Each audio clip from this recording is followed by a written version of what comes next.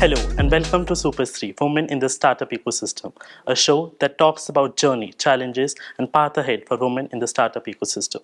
We put light to make realize women that no less than sky is the limit for them in this ever-emerging world of startup. I am your host, Gaurav Thareja.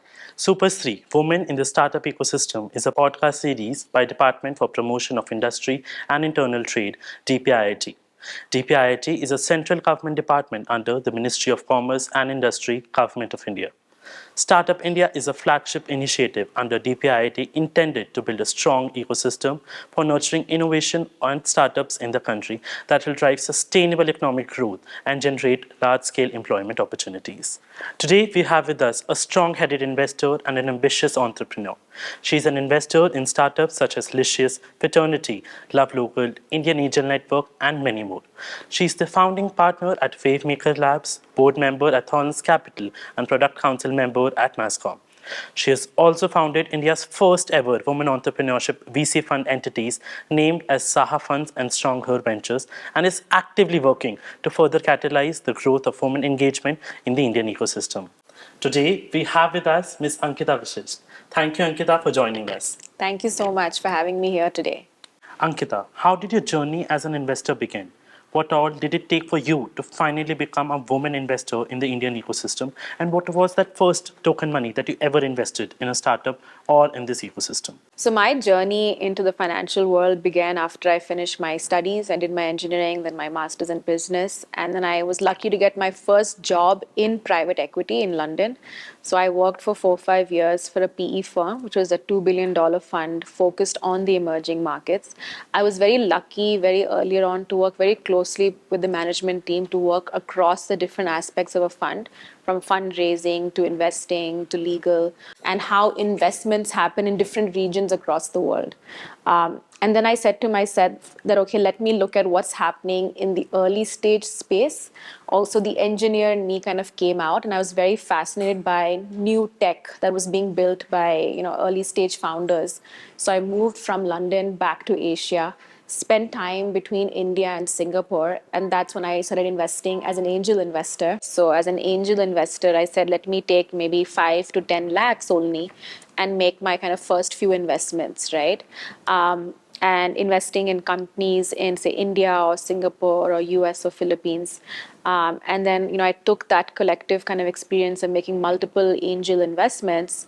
I also, to be honest, joined, for example, in India, I joined Indian Angel Network. At that time, it was the only angel network. So learned a lot from other people who were there, like who were founders or CEOs of other companies. And also in Singapore, I co-founded a venture lab called Wavemaker Labs. Again, interacting with a lot of early stage startups in the ecosystem, right? So investing through, angel networks, through our venture lab. I then took a pool of money and kind of set up my first fund, Thorns Capital, to make early stage investments, right? And that's from that kind of pool of capital we invested in Licious, which is a leading D2C brand in India today. I invested in Unifor, which is one of the leading conversational AI companies.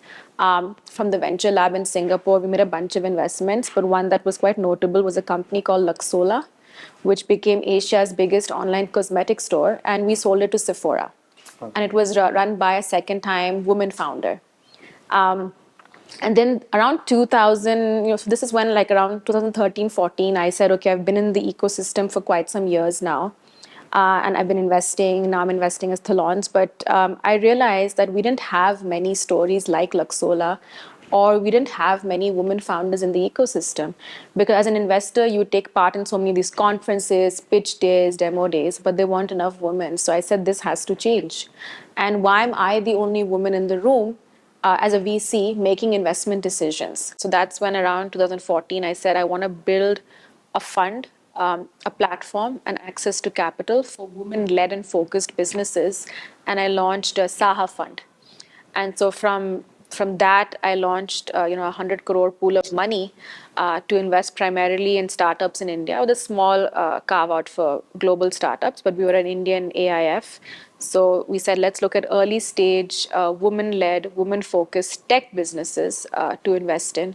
So primarily investing in seed and pre-series A companies.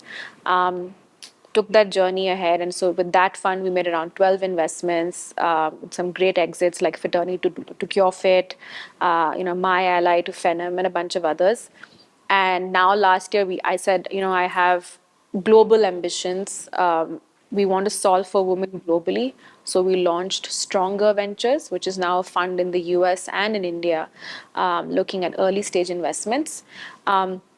And we also said that let's go pre-seed onwards. The ecosystem is also matured over time where you need to come in earlier to be a true early stage investor. And let's also look at sectors that we believe bring women back into the workforce or allow them to be consumers, creators, and decision makers. So looking at B2B SaaS, consumer, climate, healthcare, and fintech, right? All of these allow women to be independent and successful. So that's what we're doing at StrongHer now. And along with unlocking access to capital, we also wanted to bring much more to the ecosystem, especially from a woman's point of view. How do we bring community? How do we bring connections? How do we bring coaching? So we launched the Arise Accelerator. This allowed us to really amplify our work further into the ecosystem and really impart more knowledge, and get more people involved, right? So we have approximately 100 mentors on board who take sessions, give office hours, who are venture partners with us. We got corporates also on board as program partners like AWS or a Microsoft, etc. So the idea is that how do we, not just only as us, but how do we become catalysts for more people to be part of the ecosystem to really promote women entrepreneurship? So that's been our journey as Ankita, but also as StrongHer Ventures now. So thank you so much for sharing that lovely journey and being a voice for women entrepreneurship. Coming from a strong field of private equity and now that you've transitioned to VCs, as a woman in finance or the private equity sector, which is generally considered to be male dominated, have you been treated as equals in terms of your knowledge and skill set in equity financing? Or did you come across any biases? And if yes, how did you deal with it? Yeah, definitely. I mean, I think, yes, it is a male dominated, space. But I think the women who are part of this ecosystem have all the skill sets to be part of it, right? I think that's what I wanted to change, or that's what I think so many people want to change, is that it's important to have more representation of women at leadership positions to be able to kind of paint a very inclusive picture for the industry, right? And only when women are there in leadership or investment positions will they invest in more women founders, right? I personally, to be very honest, haven't faced biases in that sense. And I think that's the reason I wanted to go out and do this, because I realized the opportunities that I have had, many women don't have, right? And to be honest, I think private equity is a much more established industry or ecosystem outside of India, right? And I was lucky to kind of start my career there. Yeah. But when I moved back to India in 2012, right, that was when the VC and that whole industry, it was there, but it was still very small. It was kind of growing, right? So, I mean, just to give you an example, of course, and then I went on to raise my fund, right? So that was when I realized that it is venture capital itself, to be honest, almost a decade ago, was a very new investment asset class. So when you're going and talking to investors to invest in a fund like that, you had to educate them about what was venture capital. Because a typical investor in India is someone who's a businessman or a big family office. They typically want to invest first in their own business or real estate or the stock market. Yeah. And so when you say venture capital, that is one new asset type. And in that also, if you say you want to promote women, sometimes people automatically bucket you into social impact, right? So that is a bias, or that is something that I had to educate a lot of people that, hey, we are investing in the best tech companies out there, but hey, it also happens to be run by an amazing woman, and we want to highlight those stories and invest in those kind of untapped talent and bring it out to the forefront, right? So to really mitigate or to kind of go out and say, hey, we want to break all those biases, whatever are there in the ecosystem. That's why I wanted to do this, right? And give people equal opportunities, and even investor equal opportunities to invest in such amazing companies and founders. StrongHer Ventures and SahaFunds specifically invest in women-led focused technology companies. How do you see women participation in the domain of technology, and what suggestions would you give for catalyzing women engagement in the technology sector? Yeah, no, I think so. Now, of course, fast forward, I think everybody in India wants to invest in startups now, right? The past 24 to 36 months, we saw amazing up rounds for Indian startups, so many of Indian startups going public, right?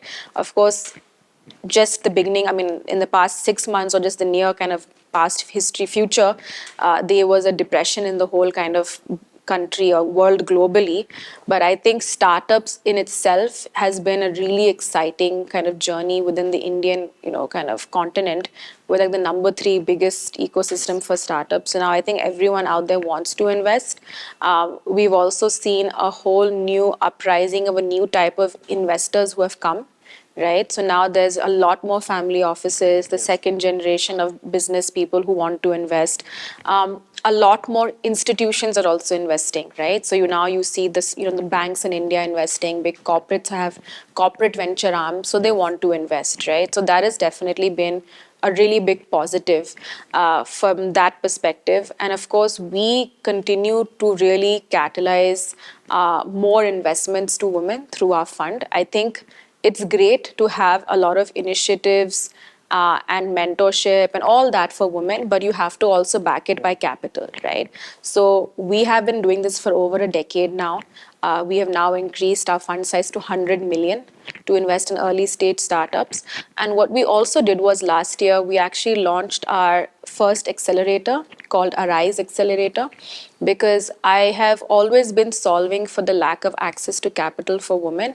And through our investment, we have been going beyond capital. But I said to myself that how do we amplify this? How do we go beyond that and give access to community, connections, and coaching to women? And so we launched our program, which is basically an 8 to 12 week program where women get access to workshops, knowledge sessions. We have more than 100 mentors who are signed up with us, who are founders and CXOs and investors, to take sessions to help them with their pitch deck, their investment thesis, their business model, go out and get customers, everything, right? So we've built that whole program, which is first of its kind again. And we've got some great backing from corporates, like who came on board as program partners, like a Microsoft or AWS, and so on and so forth, right? So I think that's how we're building it. I think it's important to not only give capital, but provide a whole platform for women to really amplify and get connections into the ecosystem. And to be honest, for investors to really bring value add to their portfolio, just investing doesn't cut it, right? It doesn't move the needle. You really have to go beyond that, and especially at an early stage when they're figuring so many things out, you have to be that platform that can help them across their business journey to really help them scale. Got it. Given the ongoing wave of startups and India being the third largest startup generating country in the world, only a handful of women investors exist in the Indian ecosystem. What do you think is acting as a hurdle in creation of women as investors? And how do you wish to bring about a change in the existing structure? So like I've always said, I think changes happen from leadership positions. So we need more women heading big investment institutions. We need more women at partner levels, and we need more women being founding general partners of funds, right? So the venture capital industry is something that we are seeing booming today, right? But historically, I think 10 years ago, it was still very new. So now you'll see in the last decade, more women kind of progressing to partnership positions now, right? But also it requires people to now hire more women at partnership positions, okay? And of course, now we are seeing a much more larger intake of women at analyst or entry-level positions, which will then kind of show up after a decade or so. And then in the years to come, they will progress into leadership positions, right? So I think this problem will be solved over time as more women enter this ecosystem. But for that, one is where existing leading funds need to create those opportunities, but for where women have to create the opportunity themselves, right? So that's why I say we need more women as general partners, more women coming in as founding partners to create this focus and create a space for themselves. StrongHer Venture focuses on pre-seed and early-stage tech-driven companies in the areas of future of work, health, fintech, and consumers.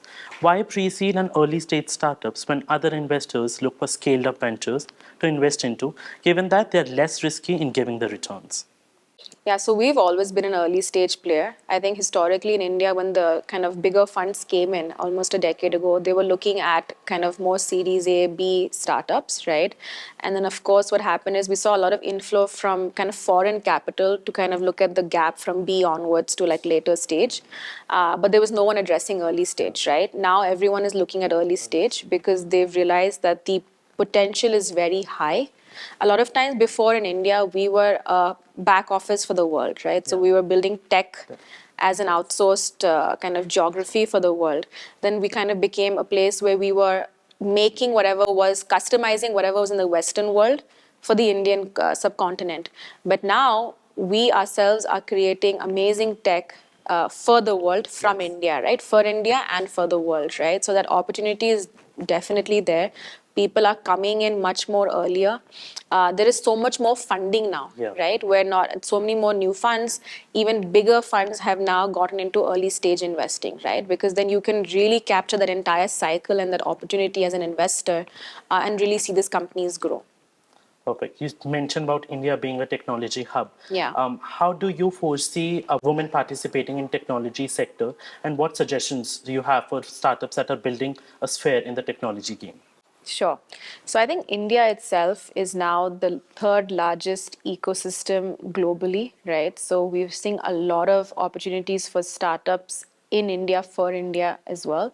But I think globally itself, I think now over time, we've seen a great market for startups in terms of companies getting exits, companies going public, right? So now there are a lot of exit opportunities for startups and for investors as well, right? So I think the whole ecosystem is very robust for startups.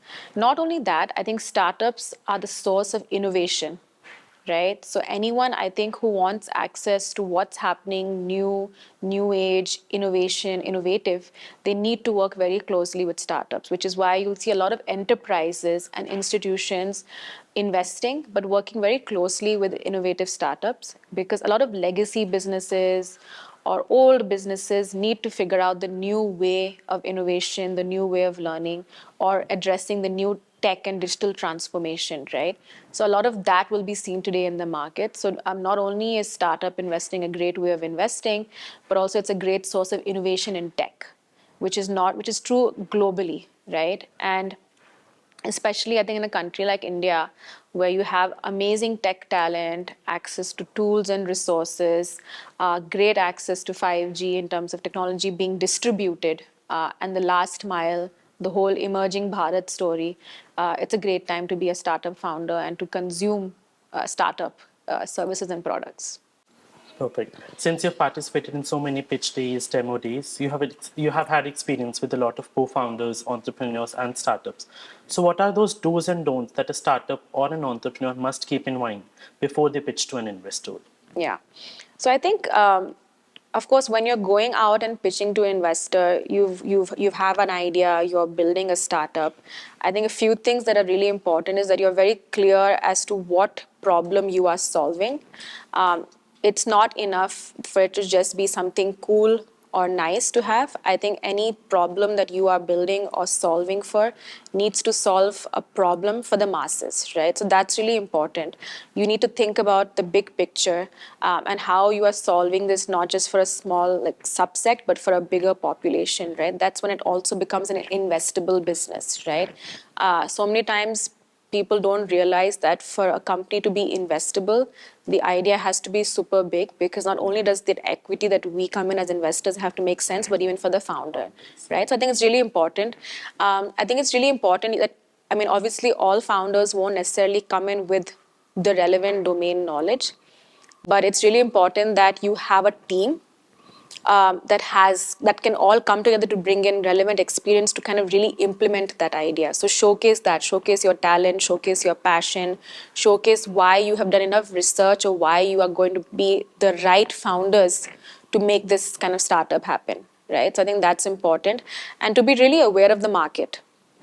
Really figure out who's your target audience, who are your target markets, how you think your service or product will make a difference in those markets, and have that clarity as to why you are building, for what kind of approach, and maybe what kind of future exit. It's good to talk about that. Okay. You mentioned that the idea should be mass enabled and it should have a global outlook. So what do you think are the trends that are going globally, and how do we see women participation in these global trends? Yeah, sure. So I think, especially from an India perspective, of course, India is a great consumer story. So I think consumer has always done really well, and especially now I think consumer being built for middle India, or the emerging Bharat as they call it, is something which is great, right? Because we're a country that has access to 5G, 4G, last mile. Everybody has a smartphone, etc. Right? So keeping that in mind, multilingual is great. From a woman's perspective, what I'm really enjoying to see is the fact that a lot of health and femtech solutions are being brought into the market, right? Which historically have been overlooked globally, right? Not just in India or US, but globally, right? So a lot of women building for specific women's healthcare issues, whether it be postnatal or menopause or whatever it may be, right? Building for that, that's very interesting. From a tech space, I think generative AI is really cool. We've of course seen this whole chat GPT, etc. But I think AI plays a huge role in tech, kind of making leaps and bounds forwards, especially in countries like India or even in the US. So we're seeing a lot happening within that space. Given that a lot of our investment is between India and US, even the whole B2B SaaS space is really trending right now, especially from a lot of Indian founders moving to the US, or from US people coming back to India. But that's a great corridor, because a lot of tech from India is now being built for the world. Perfect. So now I have a few quick rapid fire questions for Sure. you. So what's your best book? I've enjoyed reading 0 to 1 by Peter Thiel. Who is your favorite author? I've enjoyed reading a lot of Paul Coelho. Yeah. So what's that quote that keeps you motivating? A very interesting quote I came across was that if you want to predict your future, you better create it. Lovely. So who's Yeah. your favorite influencer? Influencer. People I get inspired by in that sense. Of course, I'm very inspired by Mrs. Kiran Mazumdar-Shaw's journey. So I would say she's a great woman who I inspire, probably great influencer in that What's sense. your favorite food or your comfort food? I think everybody knows, but biryani. Your go-to pastime or hobby? I think just reading or listening to music or going for a walk. What's the best advice that you've ever received? The best advice I've received is don't compare yourself to anyone else. Everyone's journey is different. So who is Ankita's role model? I think both my parents. I think they've been great role models. Yeah. So a quality that you value the most in a person. I think hard work, discipline, and honesty. And how would you like to be remembered? I'd love to be remembered as someone who's created a huge impact, and I've spent my time really making the world a better place and helping others. So this brings us to the end of this show. So in the end, is there anything that you would like to convey as parting words to the aspiring women angel investors? Yeah, I've been very passionate about, of course, promoting women entrepreneurship, but I think it's very important that we have more women as investors in the ecosystem and angel investors. It's important for women to be financially independent, create their own portfolios. And there's some amazing women out there who have the right skill set to actually give back to the startup ecosystem. So not only will they be investing money, but really enjoying interacting with startups and creating their own portfolios. Perfect. Thank you so much for sharing that remarkable journey with us and being on Superstree. Thank you so much for having me. On that note, I, Gaurav Thareja, would like to say goodbye. We'll be back with another episode of Superstree, Women in the Startup Ecosystem, powered by Startup India DPIIT. Till then, dear ladies, keep dreaming, setting goals, and stay determined to achieve what you desire. Thank you.